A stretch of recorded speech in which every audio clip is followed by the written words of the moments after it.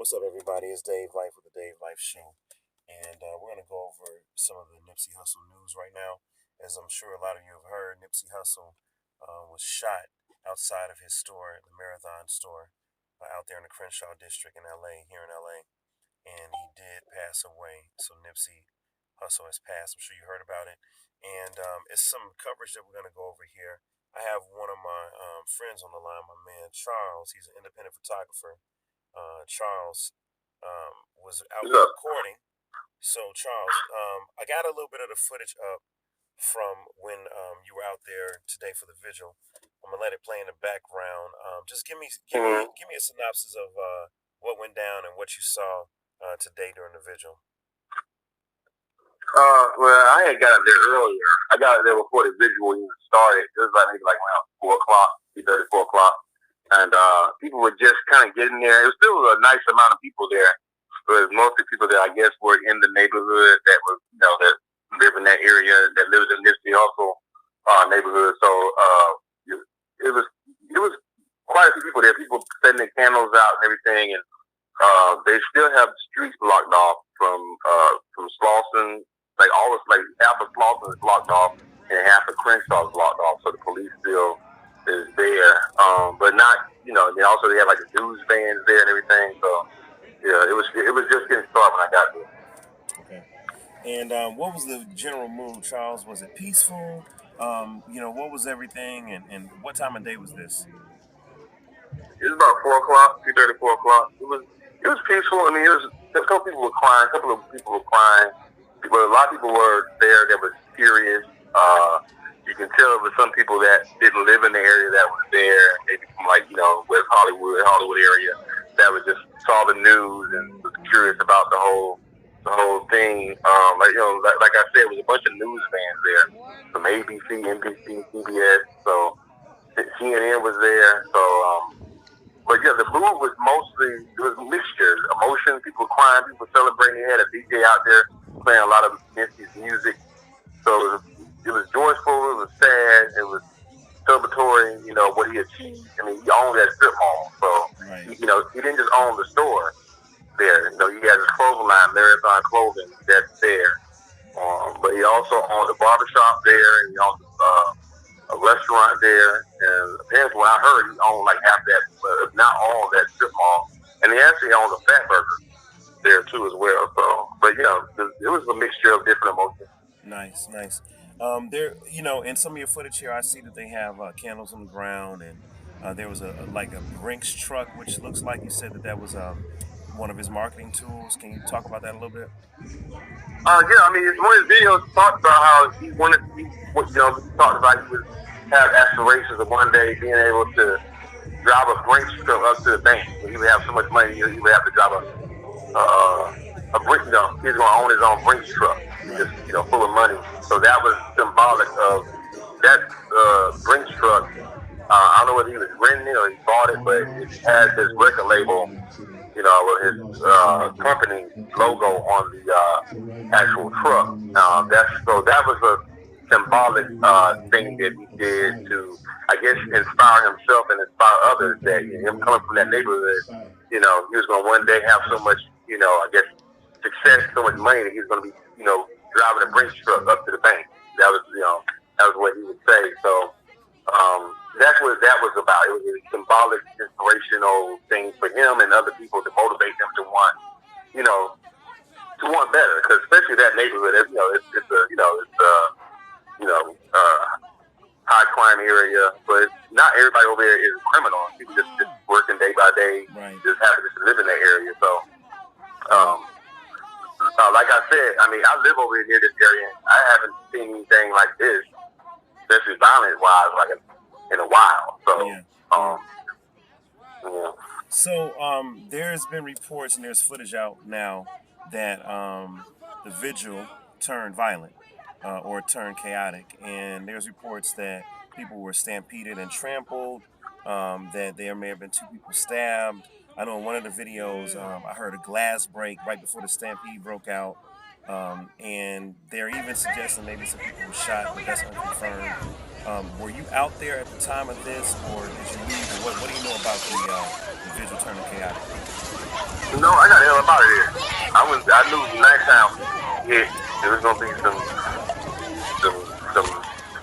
craziness. Yeah. You know, they say the freaks come out at night, and I knew that when nightfall, it's time for me to leave. Cause I had left. I mean, I left way before it started. I think it started around 6:30, 7 o'clock. Yeah. And I was definitely like 20 minutes between, and then as I was leaving, more people were pulling up. But yes, I'm hearing that. I'm hearing that somebody got shot. People got shot. Now I'm hearing that it wasn't. Somebody got shot. Then they said it wasn't a stabbing. It was just a fight that broke out. And people were running, trying to get away from the fight, and they saw on the cameras that broke into glass and got cut that way. Right. So I'm hearing all kinds of speculation. I don't know exactly what happened, but it's still up in the air right now. I'm hearing it wasn't even shot. I'm hearing it was shot. You know, so it's like I said, you know, nothing good comes after 8 o'clock. Yeah. So I was out of there by 8 o'clock. And I noticed that the police presence was stepped up. So I noticed that they have like police lined up. I think they were even in riot gear. All right, guys, like I'm not hearing anything on the scanner. Order. What the heck just happened? Are you still hearing the helicopters, man, the ghetto birds in your neighborhood, or what's happening now? Actually, I do. I heard a couple of sirens earlier. I mean, I was outside earlier and I was talking to my neighbor. I don't know what happened. And they were saying that they had certain parts of Crenshaw blocked off, but now they have it where they don't want anybody to be able to come near that area, Slauson and Crenshaw. So they got it where you can't even get even near Slauson and Crenshaw. They got it all roped off.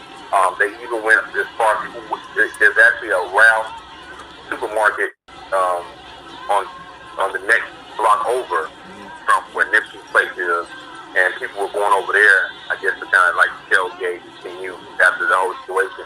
And police came over there and said they sent everybody, they cleared that parking lot out. So I guess right now they want to maintain order, so they want to get everybody away from that vicinity. Now, what do you hear, Charles, on the street about the suspect? And like I said, not to incriminate anybody, I don't know if you know, Charles, but LAPD just released a picture, and they said they have a suspect and they are looking for him. So what have you heard? And then I'm gonna tell you what I'm gonna tell you what I read, but give me what you heard first. What I heard, I guess people probably have seen it by now. PNC posted footage of the actual incident on PNC, but what I heard, it was somebody that Nipsey knew. It wasn't gang affiliated, but apparently the guy, I don't know, what I heard when I was out there talking to people, they said that the guy was gang affiliated, but the situation that happened wasn't gang. It was a personal thing between him and Nipsey. Correct, right. So it had nothing to do with gangs. They just so happened to be two guys that are in gangs. But this particular situation happened between them. Right.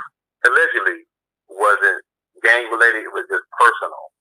And the guy was seeking retaliation and Nipsey, and they said it was a mixture of jealousy as well. It said, you know, I guess he wanted something from Nipsey. Nipsey didn't apply to it, didn't want to do it or something. Felt some type of way about it. It was all kind of talk when I was out there about what happened.